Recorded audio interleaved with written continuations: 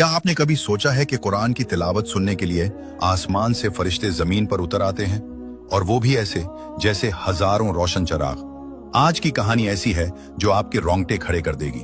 वक्त था आधी रात का, सन्नाटा छाया हुआ था। सहाबी हजरत उसैद बिन हुजीर रजी अल्लाह अन्ह अपने आंगन में बैठे सूरह अल बकरा की खूबसूरत तिलावत कर रहे थे। उनका प्यारा घोड़ा पास ही बंधा था और उनका छोटा बेटा याहिया वह वहीं सो रहा था। सब कुछ बिल्कुल पुरसुकून था कि अचानक उनका घोड़ा बुरी तरह उछलने और कांपने लगा। ऐसा लग रहा था जैसे उसने कोई ऐसी चीज देख ली हो जो इंसानी आंख नहीं देख सकती। उसैद रजी अल्लाह अन्हु ने घबरा कर पढ़ना रोक दिया तो घोड़ा बिल्कुल पुरसुकून हो गया। उन्होंने दोबारा तिलावत शुरू की। घोड़ा फिर से बेकाबू होने लगा। उन्हें डर लगा कि घोड़ा उनके सोते हुए बेटे को ना कचल दे।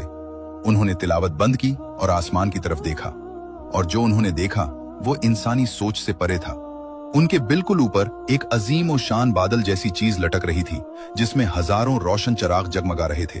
वो रोशनी धीरे धीरे आसमान की तरफ चली गई। अगले दिन वो नबी करीम सल्लल्लाहु अलैहि वसल्लम के पास गए और पूरा वाकया बताया। जानते हैं अल्लाह के रसूल सल्लल्लाहु अलैहि वसल्लम ने क्या फरमाया?